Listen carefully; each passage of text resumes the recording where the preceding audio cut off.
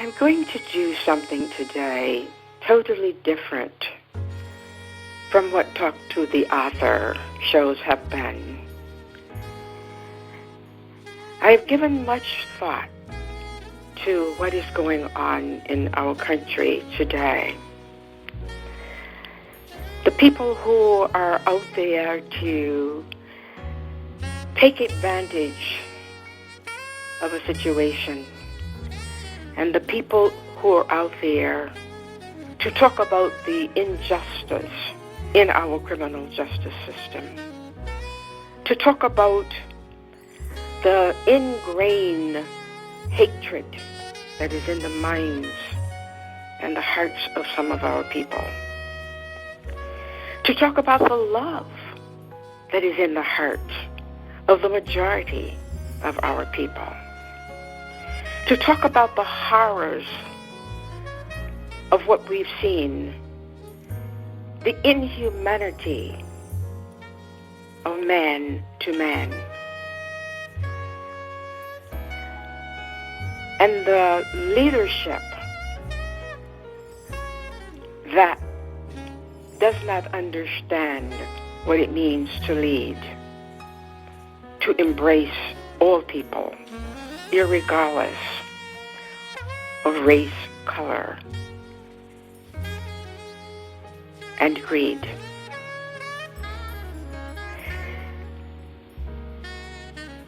I'm going to say that what I do is try to handle what is going on inside of me, to uncover my deepest core of thought and see what it believes, it embraces. And I do this by praying for myself. And when I see evil of any kind, whether it is in myself or in someone else, I feel an obligation to call it out. That is not in judgment. That is in destruction of evil. That, to me, is part of the process. But the first step is to purify one's own thought. And when that happens, he or she will be guided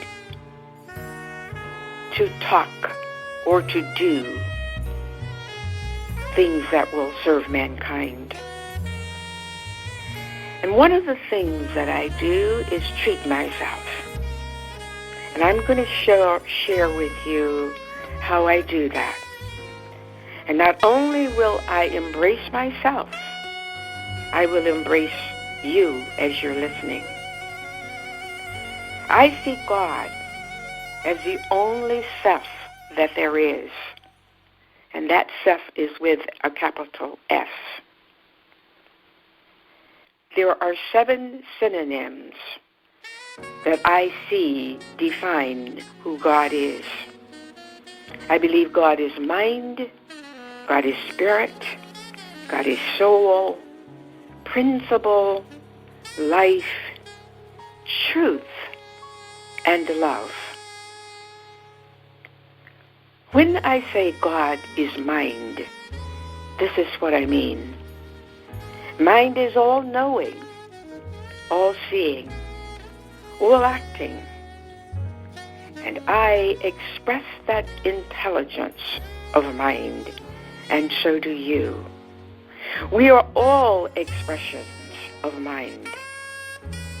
This enables us to have the capacity to know what we need to say, and what we need to do, what our purpose is, and what steps should be taken in order to fulfill that purpose.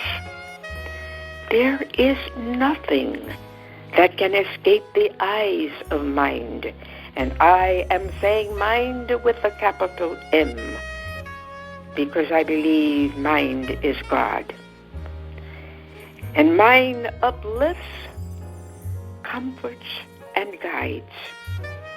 It gives dominion over the earth and opens up the kingdom of heaven for each one of us.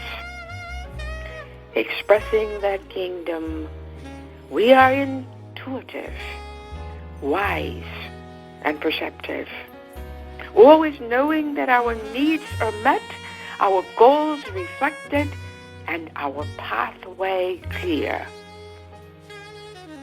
Mind is my one support. When everything in the world moves away from me, I can always know that I can get support from mind. And so I go to mind. And I'm saying to you to go to mind. You will be supported by the goodness of God when you do that. I know that mind is my only medicine, and that medicine heals sick and fearful thoughts of a mortal mind that seeks to separate me from God. I also see God as spirit, and spirit is what we are all made of. We're not made of flesh and blood. Our true core, our true essence, our true being is made of the substance of spirit. And the matter in the form of money, power, and materiality is not that substance.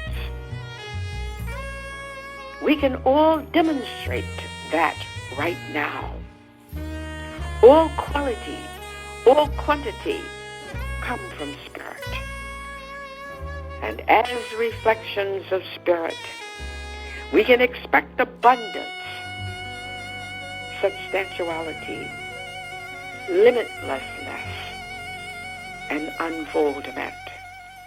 And as we look at the criminal justice system of this country, as we look at the systemic racism that has plagued the thoughts and minds of Americans for over 400 years, we can search for faith, strength, love, and let those guide us. When we're guided by faith, love, and inner strength, we will find the solutions to do what we need to do. We will find the courage to speak the words that we need to speak. And even though we are beaten down, we will find the energy to do what we need to do. We are not material, but spiritual beings. And this means that our beings represent what we think.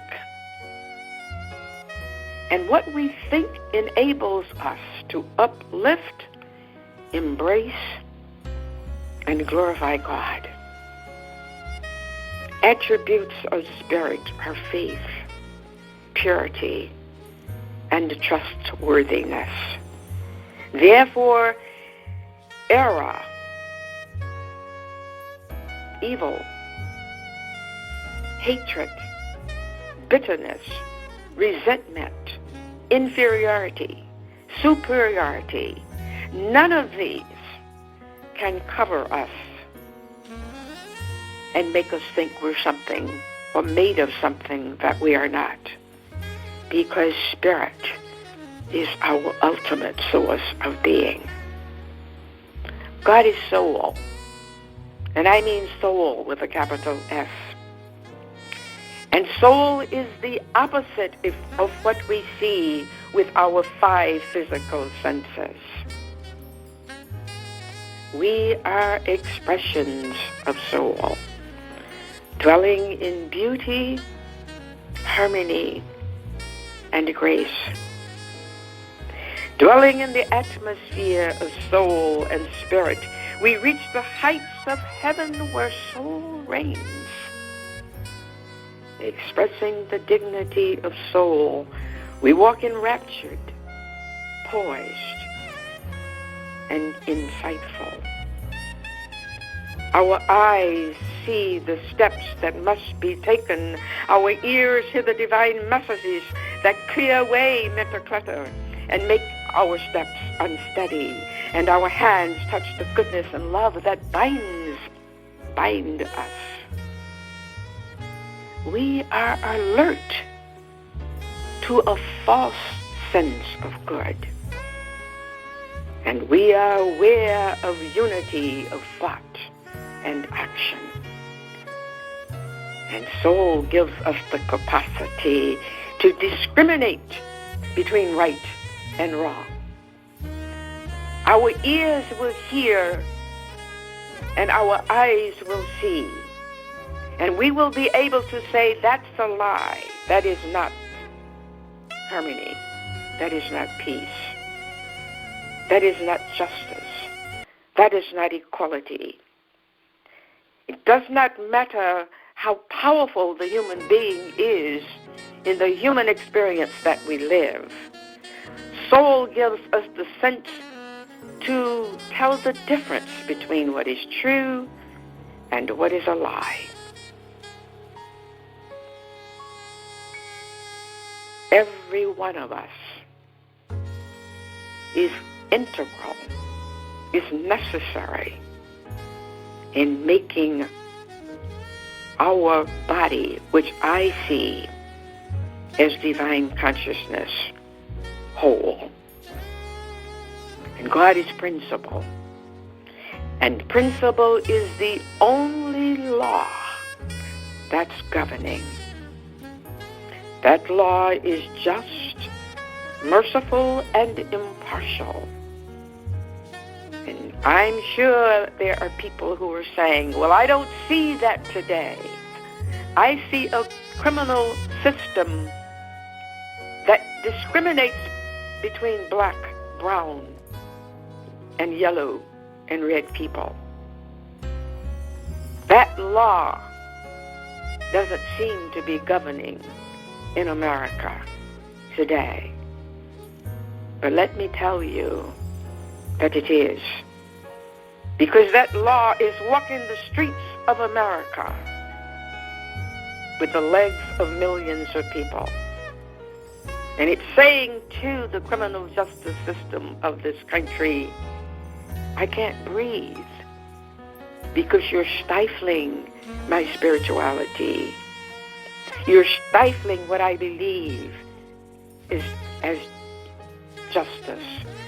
You're stifling what I believe is righteousness. You're stifling what I believe is equality. When you tell me that this is the home of the free and the brave, you're throwing pepper spray in my eyes, and I can't see that.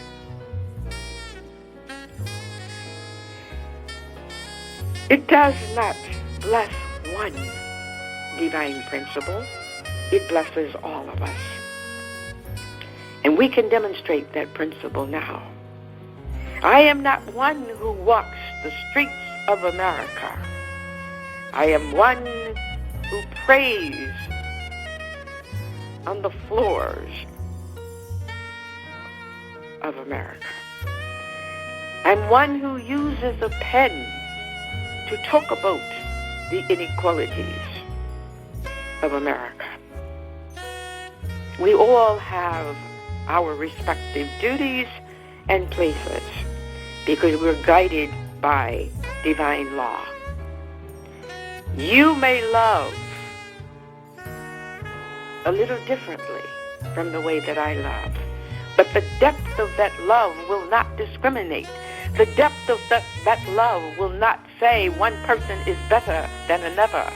The depth of that love will not say, because my skin is black, I am inferior to you because you are white. And I know there are so many white people who believe in divine law. I can see it in America today. Because justice is not blind. Justice has no color. Because justice is an attribute of divine principle, which is divine law, not human law.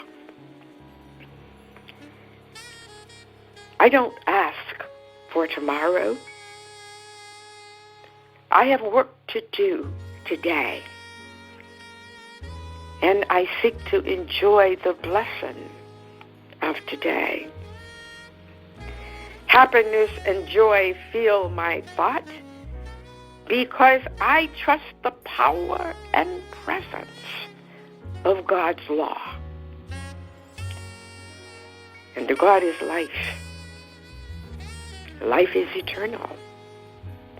You say, life, I lost my child.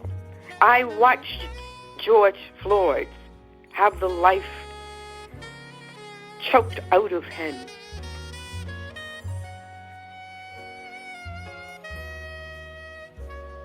Life is not flesh and blood.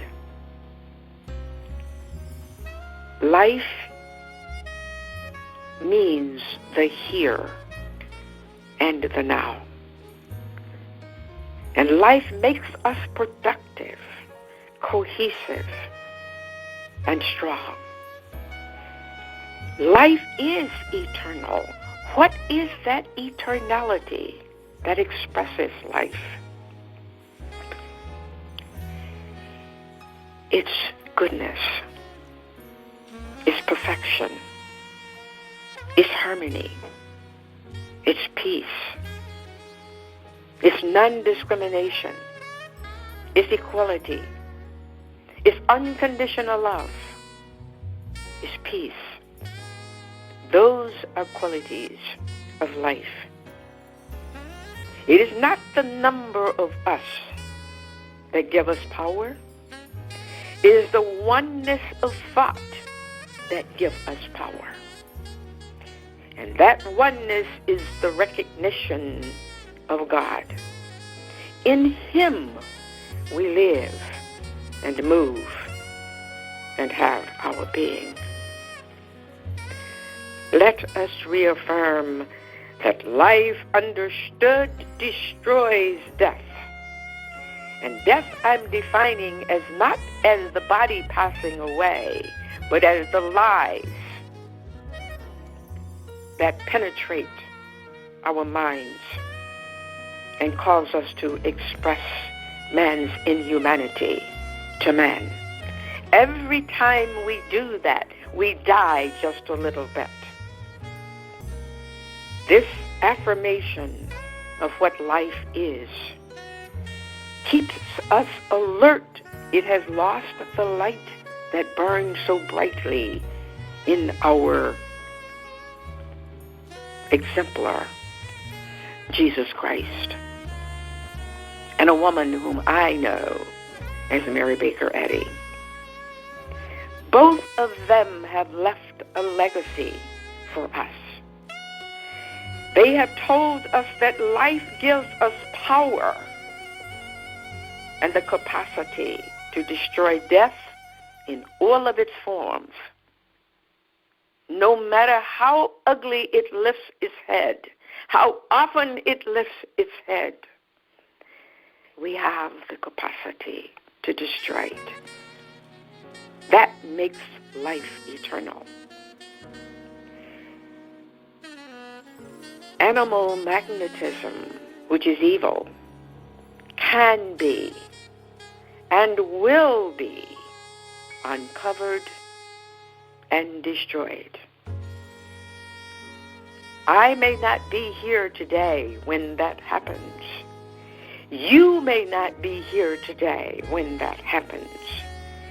We're part of a journey, and each of us has an obligation to walk that pathway and give what God tells us to give. The demands of life lift us above all sensuousness, revealing that nothing can separate us from God's love and God's fellowship. And God is truth. Truth annihilates and destroys dishonesty. It causes us to look within ourselves and tackle our innermost thoughts. Uncover what is hard for us to admit, look at, and cast out, and replace it with the healing action of truth. It's so easy to blame somebody else for our actions. That's why the first step of expressing truth starts with uncovering error within oneself. When you are guided by truth, then you will make the right decisions. You will walk in the right pathway, and your steps will not be unsteady. The voice of truth is speaking right now, saying, work out your own salvation and be free. No one can free your thoughts. No one can give you the truth that sets you free. You have to do the work. You have to uncover. And I have to do the same. When we have this freedom, we will have stability, integrity, and honor.